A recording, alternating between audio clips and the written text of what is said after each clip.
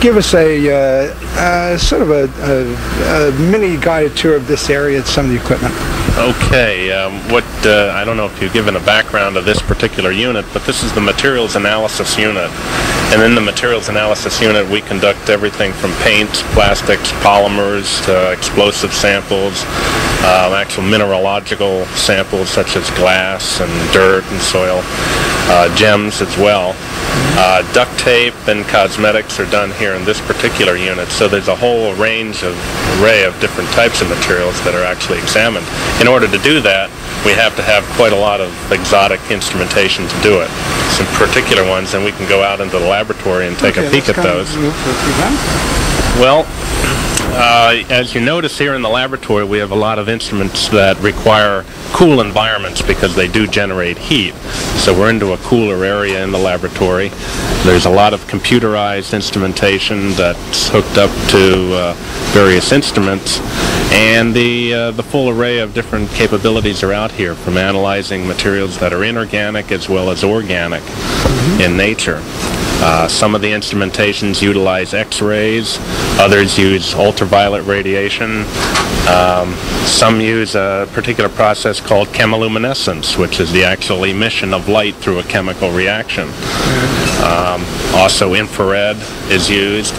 All of these techniques are used to derive a final result for our chemical analysis. Okay, everything's up to date in Kansas City, as they say.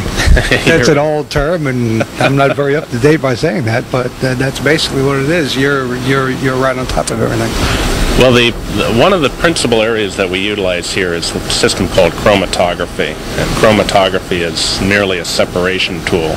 So if you dumped a whole bunch of marbles in at the top of the column and it filtered down through the system, you'd separate out all the marbles according to your color and size. And that's what these systems do. They separate out materials, so we can dump a complex mixture into the top, and out through the bottom comes our separated sample.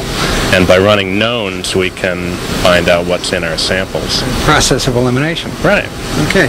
It's sort of like there are just so many small holes and all the big stuff gets kind of pushed to the side. That's correct. Right. Okay. I guess, is that it for this room? Are we about to leave Steve? I guess so. There's a lot we have to do? There's many things that we can dive into. You're on your way on, so I appreciate it. Okay, Steve, I thank you very much. Is there something you'd like to show us? Is there something that you seem like there's something else I'd like to show him, but. Well, if you want to talk about explosives, I can show you a lot of things on explosives, but I don't know. I don't know what your time frame is. Give me a minute and a half on explosives. A minute and a half on explosives. Oh, that's a bad topic. One of the things that we do here in the unit is an analysis of explosives, and as you know, most recently was the World Trade Center bombing. We did that analysis right here in the laboratory. There's organic and inorganic explosives, and there's thousands and thousands of explosives out there. So what we try to do here in the lab is give our best stab at hitting all of those more common ones that we would see in a terrorist event. Right. The outcome of the World Trade Center bombing, was that manure? It was we're not quite sure what the actual device was made of, but we actually went to a storage facility where there were a variety of chemicals that were stored there.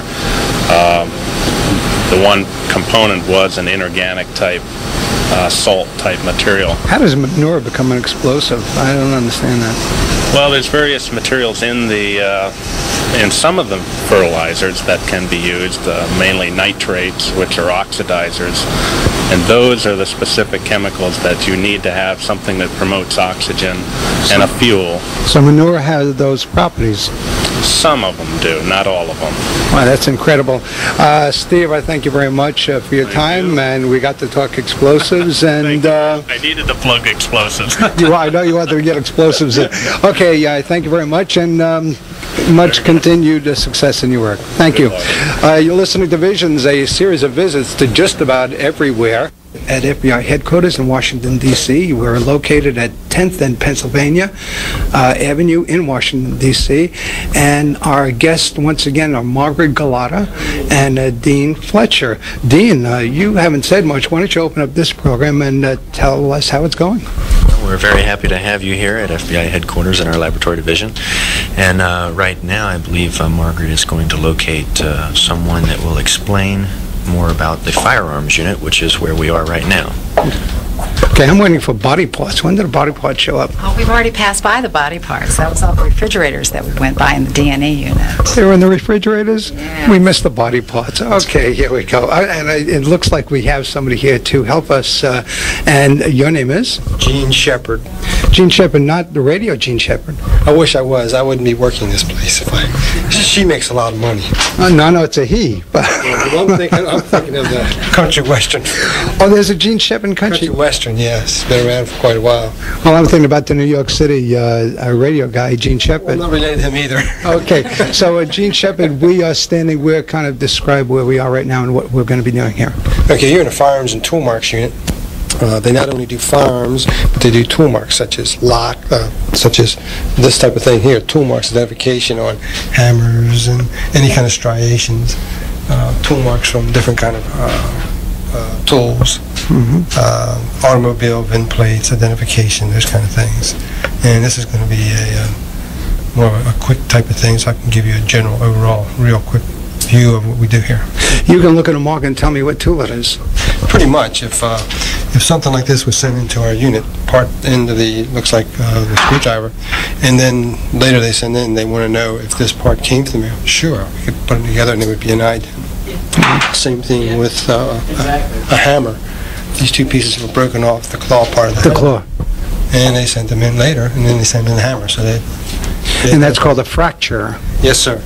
Okay, and a striation is? A striation would be thusly from one of these things. And what, describe that, what is a striation? A striation would be maybe a hard scratch on a piece of metal, say from an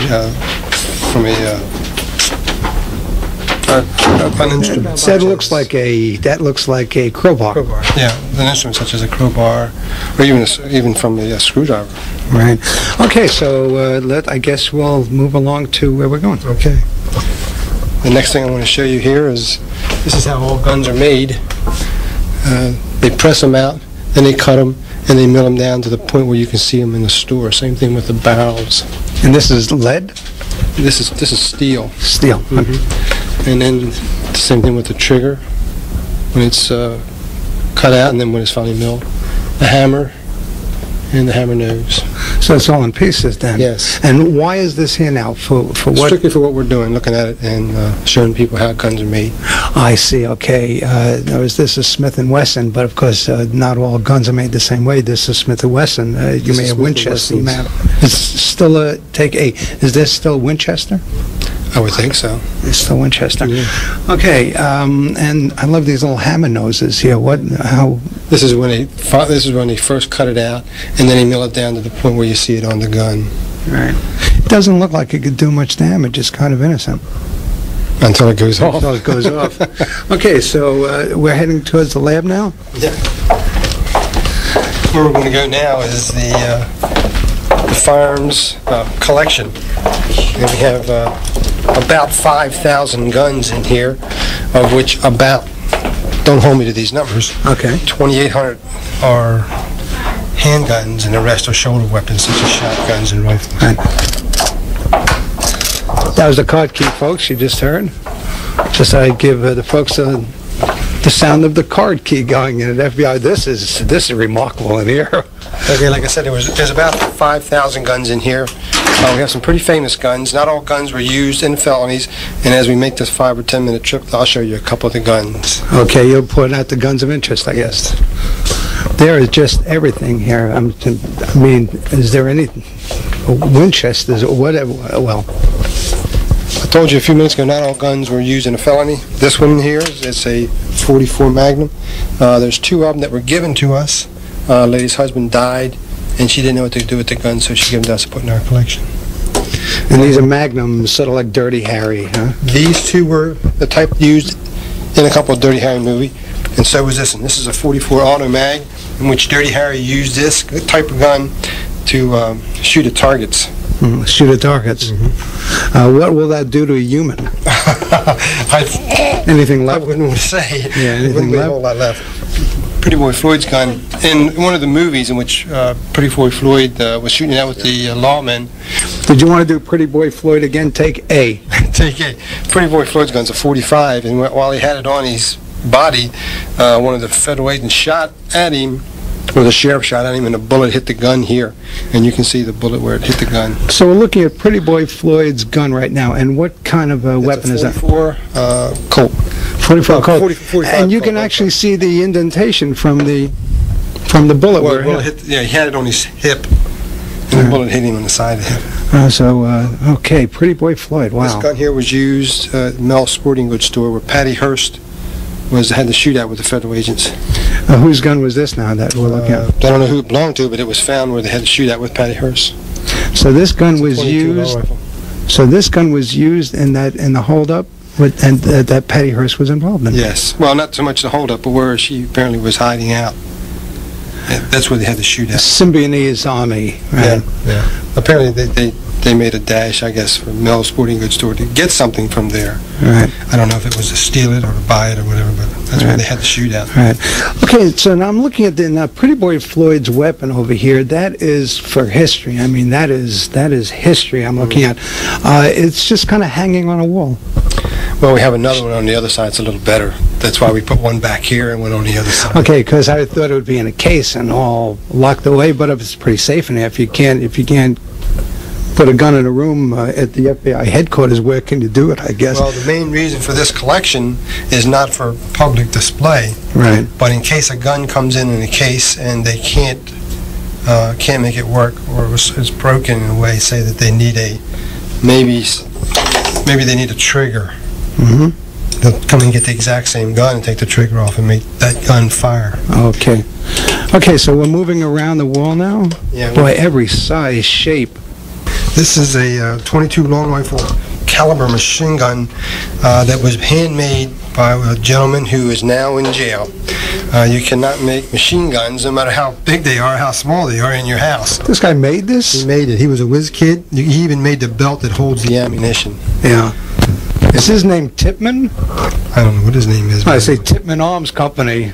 Oh, yeah. Well, he probably worked for Tipman. Yeah? Yeah. I don't know what his name is. Well, made it all by himself, huh? Yeah. Okay. Here's Pretty Boy Floyd's gun again. This is the one I was telling you earlier.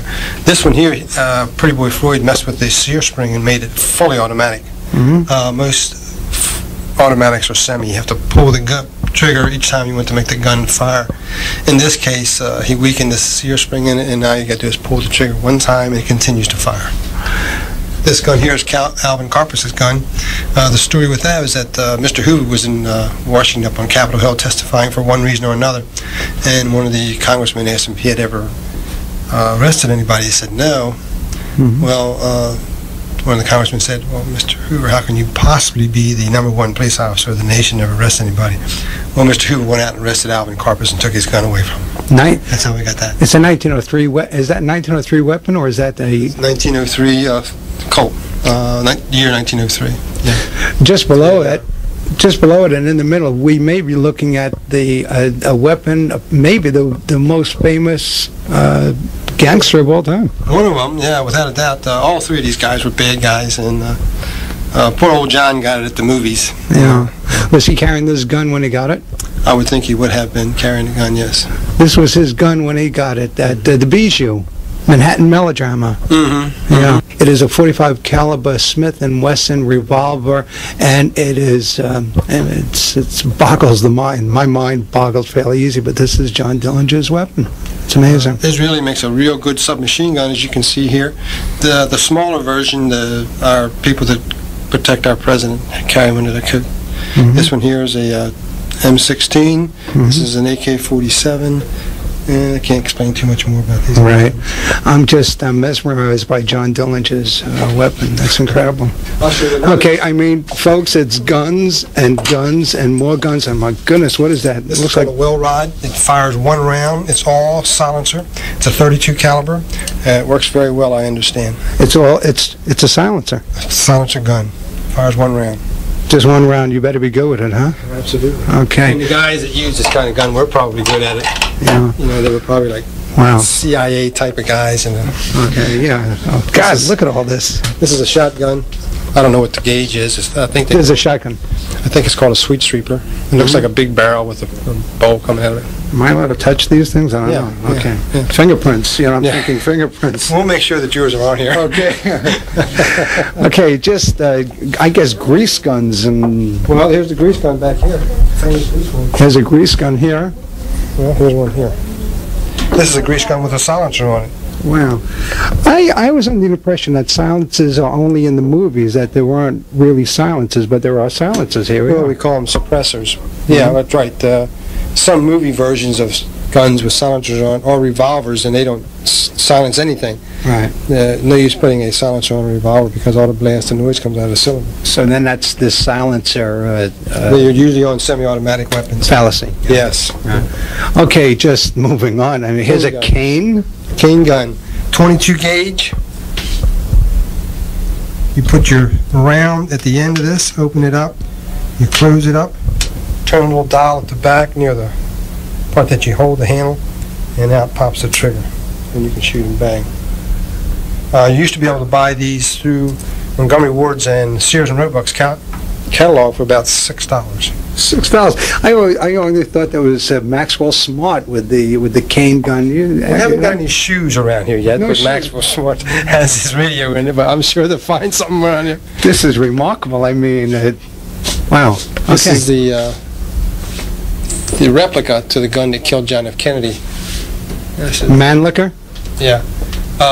Why do you have the replica and not the real? Is that? We don't know whether we'll ever get the real one. It's over in the archives. We just put something in here to give a person an idea what this gun looks like. It's a 6.5 Italian, and I'm under the impression that Oswald could have fired this gun the amount of times he did in the amount of time, seconds that he had. So he fired 6 rounds in 7 seconds or something. 6 rounds or 3 rounds or 4? Or something like that. I don't remember how many rounds he was supposed to have fired, but he was supposed to have been able to do it. And this rifle will do what? According to what people say. And this is a Mannlicher, eh? Mannlicher? Can you read that? I can't remember. Yeah, Mannlicher. Something right. Yeah. So this is the exact same weapon. Yes. Right out of a catalog. Came right out I'm of the sure catalog. you probably got that at a surplus store. Right. Yeah. Or someplace like that. Yeah. Well, I know he ordered it. He ordered it to the mail. So this is it's remarkable. Okay, what? This one here is the type of gun we went up against in the Persian Gulf. It's a sniper rifle. It's a 7.62 Romanian automatic weapon. But look how they customize it. Makes it nice and easy, doesn't it? Kind of wonder what kind of army you have when you have customized weapons in your collection. Okay, what other stars do we have in here? Any more stars? No more from here down. Yeah. From about the second group down is all 22s. Right. And there's no stars in the 22s. Not from here down. Right.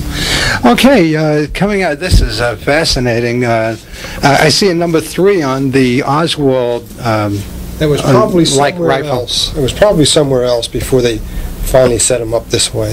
Oh, I see. I thought maybe there was a reason why that number would be tagged So that way. we could find, actually the tag we go by now is this one on.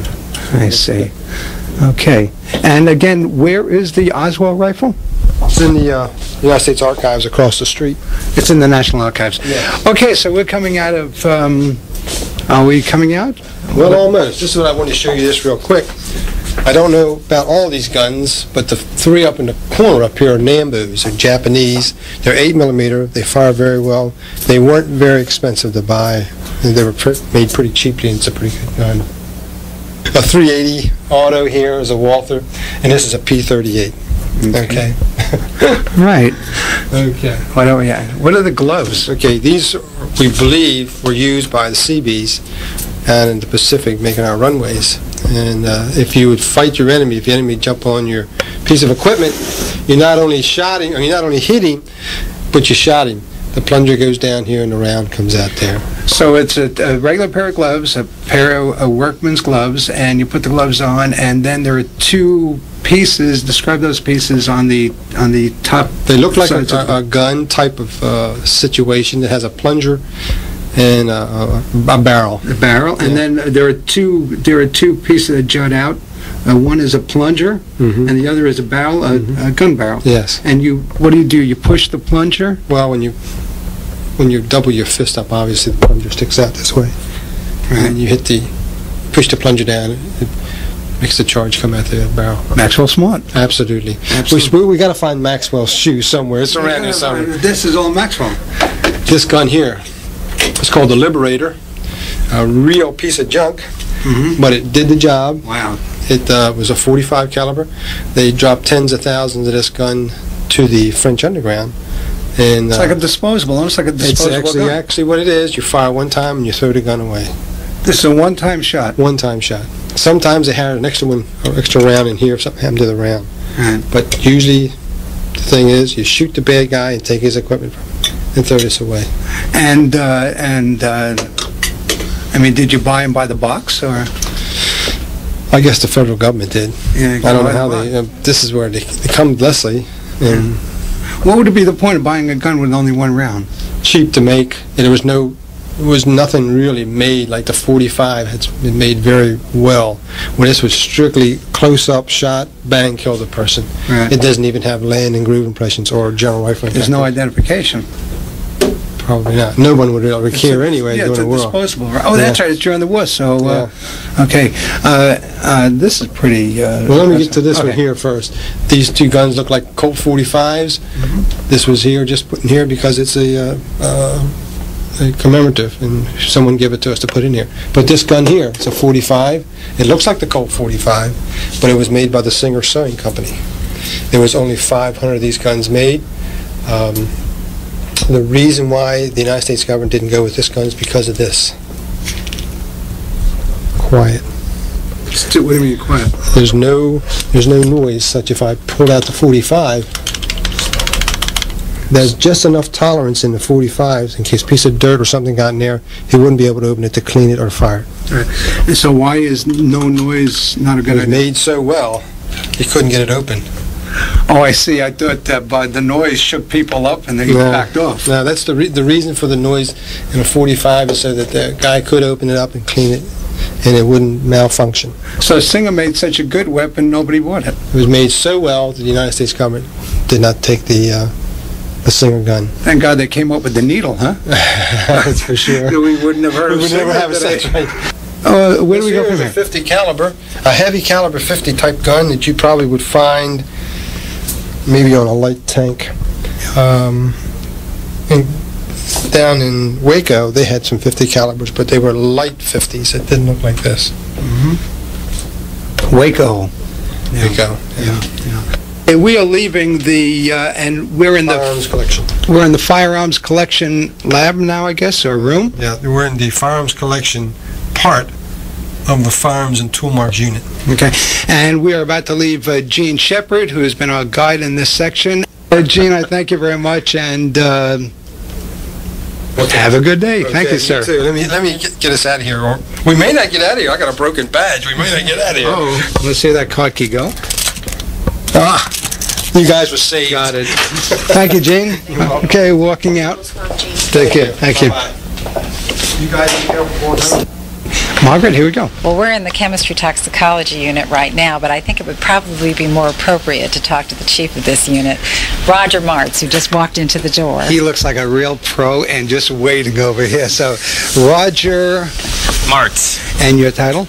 I'm the unit chief of the chemistry unit. This is the chemistry toxicology unit of the F.B.I. laboratory. Okay, can we do a tour? If you'd like. Okay. Let's start at the start. What happens in here? When the samples come in the laboratory, generally it's an unknown, and we're asked to determine what it is. In the case of toxicology, it would be tissue or blood, and we would look for a poison.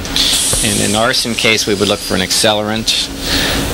In an unknown tampering case, we would just try to determine what the adulterant was. But generally, most things are prepared in the wet laboratory here and then taken over to the other room and run on the instrumentation. Right. And the primary instrument of choice in this unit is a mass spectrometer. And what is that?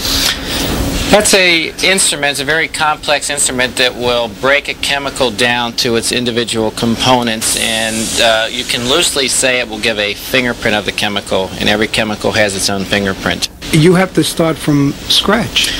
Sometimes. I mean, you have a clue sometimes. If something comes in and they want to know if it's a drug and it looks like marijuana, that's a good start. Then you can look for the active ingredient, which is tetrahydrocannabinol.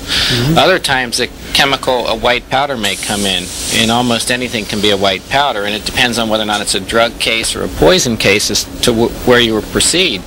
But you're not always correct. Sometimes in a drug case, we'll have a white powder come in and it ends up being boric acid, which is actually a poison, because on the streets they'll substitute any chemical for a drug. I just want to move along here. I think there's an animal here, a hamster or a gerbil? Well, that's called our quadruple mouse spectrometer. That's kind of a last resort. In a poison case, if we get a suspected poison, they ask us to identify a poison. Before we put out a negative report when we don't find anything, we'll feed it to the mouse just to make sure that there is no poison that we weren't able to identify. How long have these two mice been here? A long time. We're pretty good. How much have they ingested along this period? Probably. I think these mice have been here for almost a year, and they probably ingested one different poison case a week over that time period, which we couldn't identify something. And obviously there was no poison, or is it just poison they could deal with? Generally, any poison that will kill a human will very easily kill a mouse because of the concentration and the quantity. If you give them a suspected poison, if it doesn't kill them, it's certainly not going to kill a human. Is this the last stop along the way in a poison investigation, or the first stop? I mean, this sort of is in the first position as you walk in. Do you just kind of toss it in there and check it out? Positions have nothing to do with anything. Yeah. We generally will analyze the evidence if it's a poison case. If we determine instrumentally that there is no poison, just as a safety precaution, we'll feed it to the mouse. Just as a safety precaution. How many mice? These are hamsters or mice? These are mice. They're mice. And they've been here for about a year. How many sets have you had? Probably in the 20 years I've been here, we probably had no more than a dozen sets, probably. And some of them we gave away for people that wanted them. We did kill probably 2 sets of mice in the 20 years I've been here. Really? And it ended up being a unique, different rat poison that we had never encountered before. And then on further analysis, we were able to identify the chemical. But it's not just rat poison. Oh, no. Any poison will kill them. It just happened to be rat poison in those particular cases. A lot of people will use rat poison only because it's labeled poison and feed it to humans. Right. Have you named these 2 mice? I have. Rats? No. No names? No names. Is it best that way? I don't know. You don't want to get too close to your rodents, I guess. They're getting fat and sassy, and so far very fortunate. These are the 2 most fortunate living creatures, at the very least, in Washington D.C. right now. What are they fed? Well, it depends on what type of case we have. If we have if we have a poison case, whatever the suspected poison is pie, food. Oh, I see. So the hamster food is just sort of a supplement. Well, when we don't have a case. That's great. Any more animals over here? No, that's the only ones that we have. Okay, here we go. Oh, that's the voice. That was real happy. Male, female? Why don't you just... Well, we generally like to get the same sex because we don't like them to duplicate or propagate or whatever you call Okay, it. very interesting. We got a bunch of them. Okay, so where are we going here now? You're welcome to go to another unit now. Oh, okay, that sounds like we're getting tossed. Okay. And again, your name is? Roger Martz, M-A-R-T-Z. And your title is? I'm the unit chief in charge of the chemistry toxicology unit. We are back where we started from. We are in the offices of Margaret R. Gulotta, and we're about to say goodbye. I thank you very much. We'll start by saying goodbye to Margaret Gulotta. Thank you very much. Well, I really enjoyed doing this. I hope you had a good time when you were here in the lab. We had a great time. And you come back and see us again sometime. Anytime I'm in the area, I'll be by. Warren Dean Fletcher, I think I got it this time. Thank you for dealing with all my craziness, setting this thing up, and then, of course, calling you from the outskirts today and getting out here. You've been great through this whole thing. I really do appreciate your help with it. Thank you, sir. You're very welcome, and I'm glad you all made it here safely. And I hope that, again, the people out there that listen to your show find the FBI very interesting. If you have any questions, you can give us a call, and we'll be glad to try to answer those for you.